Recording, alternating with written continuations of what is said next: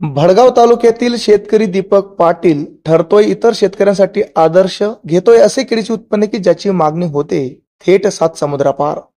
भडगाव शहरापासूनच जवळ असलेले वडदे या गावातील एक छोटे शेतकरी कुटुंब कैलासवासी रामसिंग हरी पाटील हालाकीच्या परिस्थितीत शेती करून सोबत मुलगा भाऊसिंग पाटील याच्या सोबतीने संसाराचा गाळा हाकत उदरनिर्वाह करीत होते।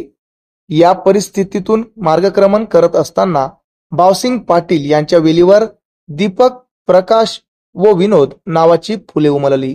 त्यात मोठा भाऊ दीपक यांच्या खांद्याला खांदा लावत लहान भाऊ प्रकाश व विनोद यांनी परिस्थिती बदलण्याचा ध्यास घेतला व दीपकचा प्रकाश थेट 7 समुद्रापार इराणला जाऊन धडकला। गरिबाच्या परिस्थितीवर मात करत दीपक पाटील यांची घरची 3 एकर शेती करत असताना आपल्या जिद्द आणि चिकाटीच्या जोरावर परिसरातील शेती कसायला त्यांनी सुरुवात केली। एका पाठोपाठ एक जमिनी कसण्यासाठी दीपक पाटील यांकडे येत गेल्या। दीपक पाटील हेही आपल्या आई वडील व 3 भावंडांसह प्रत्येक शेतात राबून त्यातून त्यांनी विश्व निर्माण केले। आज रोजी ते एकूण 80 एकर शेती कसून 17 सालगडी, 3 ट्रॅक्टर व इतर शेती उपयोगी स्वतःचे साहित्य तयार करून केळीची बागायती शेती करून दर्जेदार केळीचे उत्पन्न घेताना दिसून येत आहेत। इतकेच नव्हे तर त्यांच्या मेहनतीला फळ येत असून देश विदेशात मोठी मागणी त्यांची केळी उत्पन्नाला होत आहे।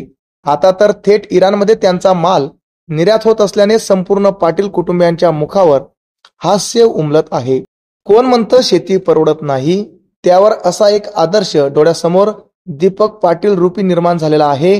तेही ठणकावून सांगत आहेत की जिद्द आणि चिकाटी मेहनत व कुटुंबियाची साथ असेल तर शेती 100% परवडणारच।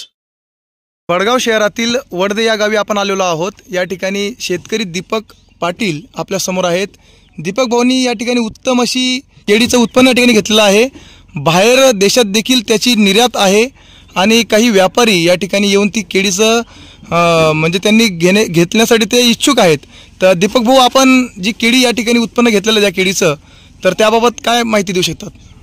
मी वर्धा गावातील रहिवासी आहे आणि मी जवळजवळ 5 एकर केळी लावलेली यावर्षी। दरवर्षी लावतो मी जवळजवळ 10-20 हजार खोड। यावर्षी बी लावलेलं आहे 22,000 खोड आणि यावर्षी एकदम एक्सपोर्ट दर्जाचा माल पिकवला आहे आम्ही।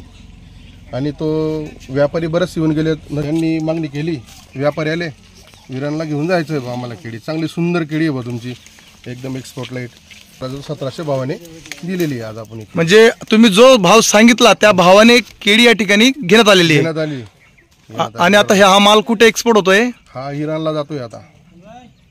पाचोराचे व्यापारी नसीर बागवान म्हणून त्यांनी एक्सपोर्ट केलेला आहे इराणला। केळीचे व्यापारी बागवान म्हणून आपल्या समोर आहेत। बागवान साहेब, हे जी केळी या ठिकाणी निर्यात होते तर ही कुठे जाणार आहे, आपण तिला कशी नेत आहेत आणि सध्या मार्केट कसं काय, भाव कसा काय? आता तर मार्केट सध्या चांगलाच आहे। ही केळी आपण निर्यात करतो इराणला, ही इराणला निर्यात होणारी केळी आहे, चांगली केळी आहे, एक्सपोर्ट क्वालिटीची। असं इकडे किती क्षेत्र आपल्याकडे आहे की जवळजवळ चांगली उत्तम केळी अशी मिळते बुवा? आता ही जाता एक प्लॉट आहे आता सध्या।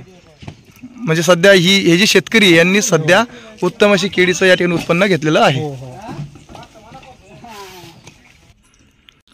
दीपक भाऊ, आपण जी केळी या ठिकाणी उत्पन्न ज्याचं घेतलेलं आहे तर ते आताच घेत आहेत की अगोदरपासून आपल्याला काही वारसा लागलेला या बाबतीचा? तसं म्हणजे बघायला गेलं तर आम्ही पहिले वडीलच करायची शेती, आमची घरची 3.5 एकर जमीन होती, 3 एकर 25 गुंठा। मग त्यानंतर मला थोडंसं म्हणजे कळायला लागलं, मग मी बाहेरची जमीन करायला चालू केली, कोणाची अशी 2 एकर 5 एकर, तर मी 80 एकर जमीन करतो बाहेरची। किती 80 एकर, माझ्याजवळ 17-18 सालदार आहेत, गाडी ट्रॅक्टर वगैरे सगळं साहित्य करून घेतलं आहे। आणि धीरे धीरे जमीन करायला लागलो, मग ती वडील बी केळीचंच उत्पन्न घ्यायचे किंवा जास्त ऊस वगैरे, पण मी केळीमध्ये मला जास्त इंटरेस्ट आला, मग मी केळी लावायला सुरुवात केली पहिले चांगली। आता तर एकदमच उत्तम एक्सपोर्ट क्वालिटीची केळी घेतोय। माझ्याकडे भरपूर व्यापारी येऊन गेले, नागड डिगीचे किंवा आपलं वाड्याचे, पाचोरा, परत जळगावचे आले, फैजपूर सावद्याचे आले, इकडे बरेच जण बघून गेले। मग आता जसं जसं आपल्याला रेट कोणी 1400 कोणी 1500 मागितला, आज आपल्याकडे एखाद्याने 1700 रुपये मागितला तर मग दिला। म्हणजे जो भाव आपल्याला पाहिजे, हमी भाव ज्याला आपण म्हणू, हो तुमचं उत्पन्न चांगला दर्जेदार क्वालिटीचं असल्याने तुम्ही हमी भाव प्रमाणे ती केळीचं त्या ठिकाणी निर्यातीसाठी त्याला हे केलं. आणि लोक म्हणतात की शेती परवडतेच, फक्त जिद्दीने केली पाहिजे, बाकी काही नाही. माझी जिद्दी अशी आहे की मला शेतीशिवाय दुसरं काही करमत नाही. मी एकच शेतीच करतो, जास्त म्हणजे नाहीच, बाकी दुसरं काही इंटरेस्ट मला. त्यातून आपण उत्तम अशी दर्जेदार केळीचं उत्पन्न या ठिकाणी घेताना दिसतात ना आपण.